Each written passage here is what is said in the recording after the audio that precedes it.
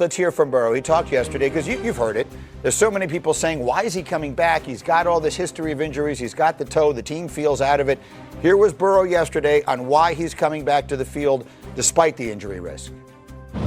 I'm not going to ever go to somebody and say, yeah, I'm healthy, but I don't think I should go out there and play. That doesn't make a lot of sense to me. I'm not going to live my life and play this game scared of something happening. And I have so much admiration for that perspective. I mean, just in an honest moment, because it's so the opposite of the way my mind works. And I mean that, like, seriously. My mind is trained to always consider the worst case scenario and work my way from there. That's how I make decisions in life. You want to know why people get to be Joe Burrow? Yeah. It's because he says, I'm not thinking that way. Right. I'm thinking I'm going to go out there and I'm healthy now and I'm going to go beat these guys. And that's one of the ways you get to be Joe Burrow. I mean, Joe Burrow's a special player, but that's just football. Like, there's a sorting process from the time you're 8 to the time you get to the league. That's right. No one's in the league like, I don't want to play. Right. Let me not play. There's not a soul in the NFL that's afraid of, like, contact or physicality or afraid of getting hurt. Like, you don't get there. At some point along the way, those guys are sorted out. So I like that Joe Burrow has this mindset, and as long as you're still in the race, they want to be competitive. However, if they're out of it, somebody else got to make that decision. It ain't up to you anymore, Joe. That's the only point that I would make about this. Look, ACL, PCL, meniscus, torn wrist ligament, surgery on a turf toe. Look, I understand. Joe's an alpha.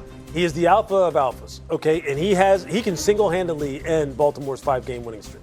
Him and Jamar have torched this team since those two have been together. They have put up ridiculous numbers. So I get it. He's probably sitting there going, hey, look, they're paying me a lot of money. I'm a bad dude, okay? I know what I bring to the table. I don't care if we're out of it or not. But as you said, if I was management right now and I was looking at that list of injuries and I'm sitting there thinking, what's the realistic possibilities of us making it in the postseason? I would have a long conversation with him about, Joe, I understand you want to play. I want you to play. I also want you to be our quarterback for another 5, 6, 10 years. Of course, he could get hurt at any point in time. It would be something that would be on my mind, though. But you're right. There is nothing but respect for this dude. Nothing. He has fought through everything behind an offensive line that is like Swiss cheese since he's been there. It's been awful.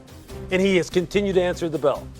Simple as that. Yeah, I mean, listen, I appreciate Lou from the management side. As a player, bro, if I'm in my locker room, my quarterback decides, hey, season's not really worth it, you're going to lose a lot of respect in the locker room. Business decisions.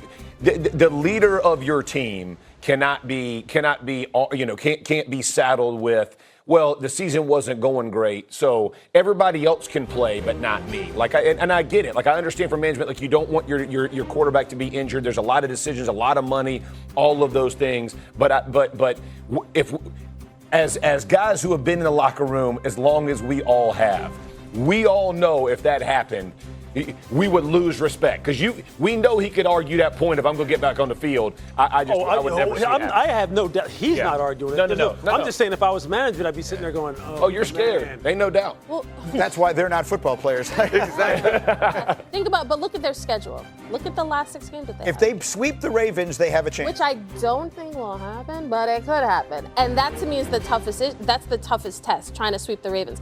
But it's not impossible for them to run the table. You watch the Ravens closely every single week. They haven't looked that good. The offense, something's not right with Lamar, right? Yeah, things don't seem right with Lamar.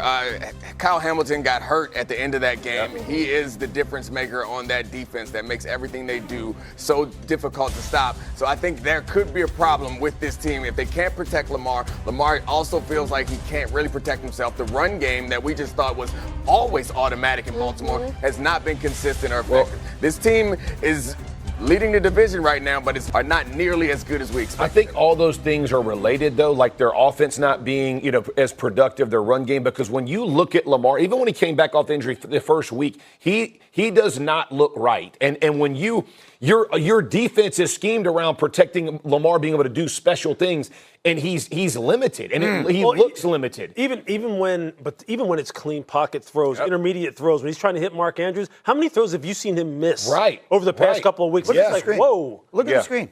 We got a clean sweep of Ravens. You know which way I'm going, baby. Oh, yeah. You know which way I'm going. Bengals are a lock. Bengals are. Simply because we picked Go the them? other way. Always go Oppo. Fade the public. Fade the Oppo, conventional. Go Oppo. It always I'm going works. to use that. Go Oppo. I mean, that's, Where do you live? Relax, cool guy. I didn't play football, The but guy starts training a said little bit. relax, He's like, cool he got guy. all these little We gotta go cliches. Oppo. Switch it up, go other side. Fade the public. I'm a cool guy. Fade? He just said fade the public. That's what he just said. listen, Cool guy. listen, you guys were busy knowing one robber. I had a bookie I knew in college. Roll the tape. Coming up. Georgia catches in tight window throws 5 more than any player in the league. And yesterday his boss was asked if he, Jerry Jones, envisions Pickens, who will be a free agent, winding up somewhere else next season. No, I do not at this time. We've got 2 number 1 receivers, and that's just exceptional right at the time when, guess what, our quarterback is probably the best that he emphasizes this again. Outstanding teammate. You know, he brings energy to the team even when he's not making some of those great receptions. It's an interesting little storyline here to consider, right? So we all thought George Pickens go somewhere, have an enormous year, ball out, to use the expression, and then go get your money.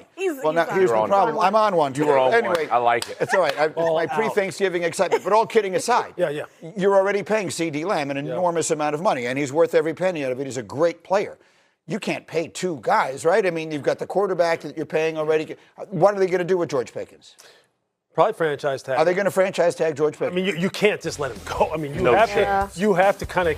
I'm not going to say the word controlled because that's not what the tag is intended to signify. But look, I think you have to keep him under contract. Look, you know what I'm saying. I'm not using that word. But he is a guy you have to try and figure out a way. Because look, Cincinnati figured out a way to do it, right? Right. They figured out a way to do it with Look how Lamar great and it's worked T. out for them. Of course.